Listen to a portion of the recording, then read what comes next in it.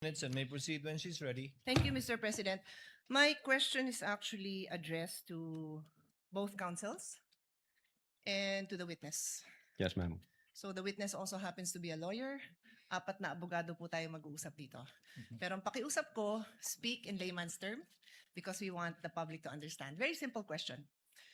I want to understand your appreciation of the crime of grave threats. Okay? It sounds like a simple question, but when I look at the elements, so explain ko din sa mga nakikinig. Pag tinignan natin ang definition ng crime, nandiyan yung elements. So the prosecution must always prove yung elements of the crime. Ang question ko ay, in your appreciation, dapat ba na ang supposed victim nakaramdam talaga siya ng threats? Or is it enough that the general public considers the statement threatening? Okay, so is it personal or is it a general sentiment? Now, before I proceed, gusto ko magbigay ng example para maintindihan ng mga kababayan natin. Kung magkapit-bahay, nagkapikunan dun sa bakod, tapos sabi nung isa, bubulohin ko to. Is that a grave threat? Second example, dalawang boksingero, nagkainitan, susuntukin kita. This is among two professional boxers. Is that a grave threat? Third example, police. Sabi, bubunutan ko to ng baril. Is that a grave threat? Maybe it's just offensive dahil sa professional, you shouldn't say that to a fellow police. And my fourth example is a senator. Pag sinabi niyang bibit-biting kita, kekwelyuhan kita, palalayasan kita, is that a grave threat? I'll add some details. If that is supposedly addressed to a fellow senator and she is a female senator like me, na kahit na hindi naman isa hong kilalang runner, marathoner, but a non-violent person, is that a grave threat? Well, I'll just tell you my personal opinion and then I'll tell you now. I felt that was a grave threat. So, may I ask the counsel and the witness to now answer the question? Thank you. If you may, Your Honor, please, yung prosecution po. Senator Judge Pia, who do you want to answer first? Good In the question. order that you Pag-iisipan ko prefer. ng matagal yan, Mr. President. I give you the decision on that one, Mr. President. Siguro prosecution kasi Yes po. sila naman ang kailangan mag-prove ng case nila. And then the witness and then the defense counsel.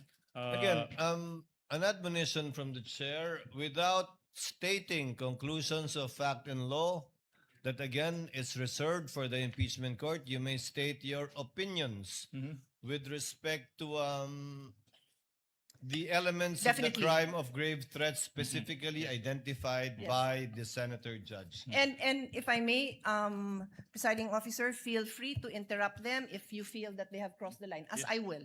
That's why I just Opo, want, I repeat my question, I want to understand your appreciation of the crime. You may, Mr. President, will we allow them to cite jurisprudence? I leave it up to you. I just Opo. want to understand the appreciation kasi. Opo. What do you think? Doon sa particular pong katanungang yon ni Senator Judge Pia Cayetano na dapat ba may takot na naramdaman, correct me if I'm wrong, Senator Judge Pia, Yes. yung taong tinatakot o Yeah. subject matter ng grave threats o pampublikong pagtanggap pa na nakakatakot yung mga sinabi niya laban dun sa taong tinatakot niya. Siguro a simple yes or no with a very a short explanation would Opo. suffice, Mr. Um, Presiding Opo. Officer. Attorney Ligutan, you have 2 Maraming minutes, salamat, please. Senator Pia Cayetano. Maraming salamat sa pagkakataon. Yung sagot sa tanong na iyan, yung sagot po ng prosecution, hindi po galing sa opinion ng aking mga kasama. Ito po ay isang decision.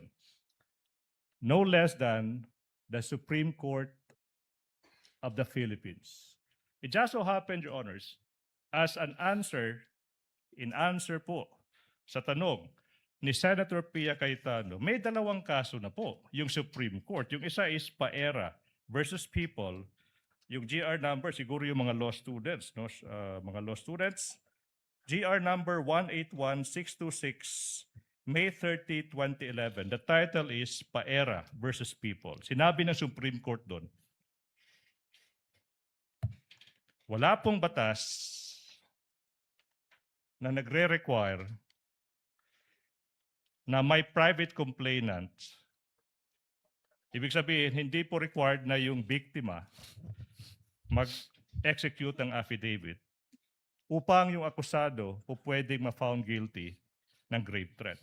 Paera versus people. But more than that, Your Honor, please, may isang kaso pa. No less than the Supreme Court in the Philippines. Sinabi doon, hindi po kailangan na yung recipient mismo nakaramdam ng takot or that sineryoso yung pagbabanta. Your Honor, to repeat, etong sinabi ng Supreme Court, all that needs to be proven is that they were intended by the accused to have that effects. Yung sagot sa tanong, hindi po galing sa prosecution, hindi po opinion, galing mismo sa Supreme Court of the Philippines, Your Honor. Okay, thank you for that. So, Mr. President, can we now ask If the- I may add, Senator Judge P, if I remember my memory aid correctly, there are only certain private crimes that need a private complainant, and most of these are personal crimes such as concubinage, adultery, seduction, abduction, rape, and acts of lasciviousness. Although these crimes are all entitled People of the Philippines versus the accused, without a private complainant, these crimes cannot be filed by the prosecutor in court without the cooperation or affidavit of the private complainant. Counsel for respondent will please reply to the query of Senator Judge Pia Cayetano. You also have